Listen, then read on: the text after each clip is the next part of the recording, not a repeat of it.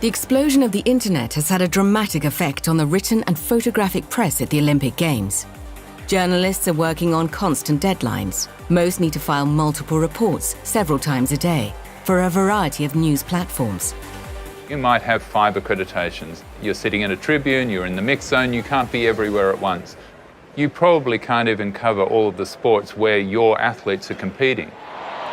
So how do you get information from other sports to be able to file on all of your athletes, but also all of the key moments at the Olympic Games?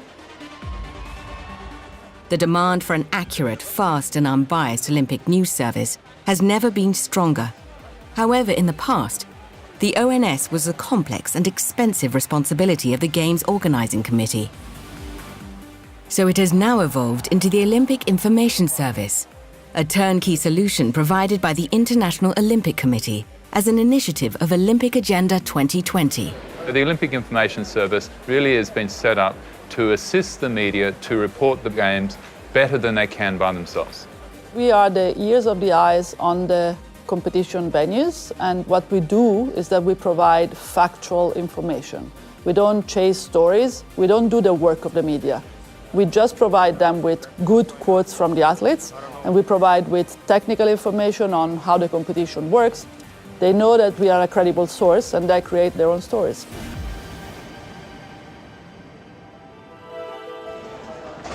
The OIS is delivered by a team of professional sports writers, reporters and editors from around the world, who are temporary contractors recruited by the IOC for each Games. The team has arrived at Pyeongchang 2018, ready to take on the challenge of operating the inaugural Olympic Information Service. They will be providing a unique and dedicated journalistic resource to the thousands of accredited media at the Games. We have to make sure we get the medalists and then look for different angles that might help the media get a different point of view, help them get a perspective into what they might not be able to see. Because we have an accreditation that allows us to go into the athletes' lounge and look at them in training. The brief is clear. Get the story and the key athlete quotes. When I saw that puck went in, it was just an unbelievable feeling. And upload it to MyInfo, the central information hub accessed by the press and broadcasters in all Olympic venues, the main press centre and the International Broadcast Centre, and via their mobile device or laptop, anywhere the journalist, editors or photographer may be. And speed and accuracy is of the essence. Now that we're in the digital age, reporters do have to be a little bit quicker in terms of getting your stuff filed. So there is a sense of urgency in terms of trying to get your stuff done and put up there. And in a way, there is a greater responsibility because the media who are accredited here are relying on that information, relying on that to be accurate, to be informative, which is what MyInfo is supposed to mean. It's fabulous because you can access it on your laptop from the venue media centre, from the main press centre, but you can also access it from your phone. So I could do it from a mix zone, from a bus, I could do it while waiting for a bus, and it was just very straightforward. Coming here on the media transport, I got out my phone, I got out my notes page and I wrote my postcard. Once I got here, I plugged in my microphone, which is actually a little television lapel mic. I hold it like that, I record it on voice memo, and I email it straight back to the station. And that can be on air in 5 minutes.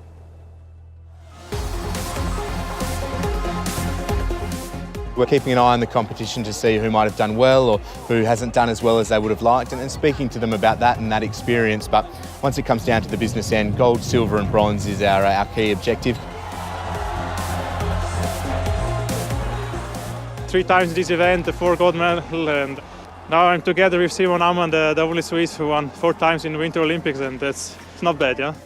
As soon as they're in the mix zone and we've got our quotes, it's all systems go. We're rushing back to file. In terms of a time frame, I'd like to think that it gets to the subs within 5 to 10 minutes of us speaking with them and certainly getting it back to the system, but certainly the faster the better.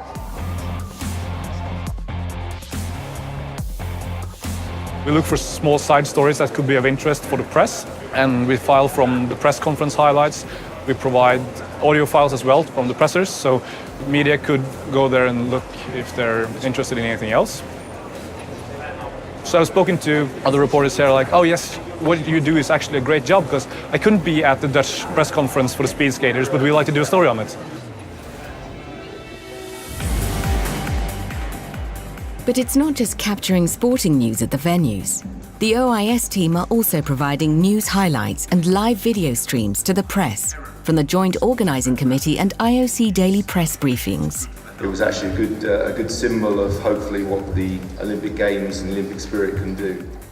It's all about getting factual and relevant information out to the media fast, wherever they are. And in this respect, social media is a powerful tool.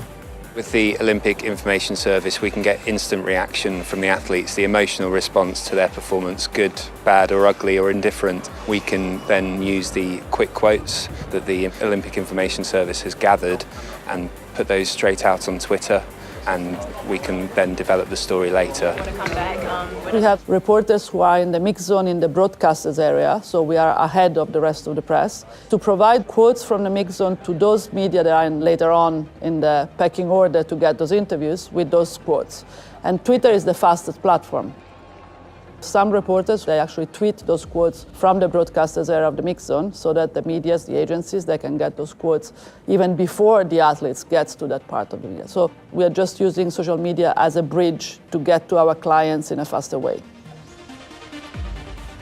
The organising committee still has a major role in the success of the Olympic Information Service. As well as an important operational role, they are crucial in the planning phase.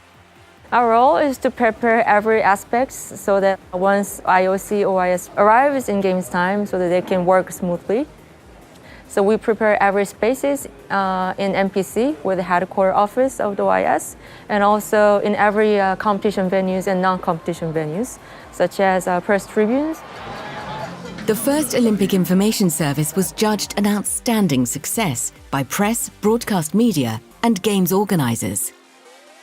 It will now be a continuing service, helping to ensure that future Olympic Games have the widest and best media coverage possible.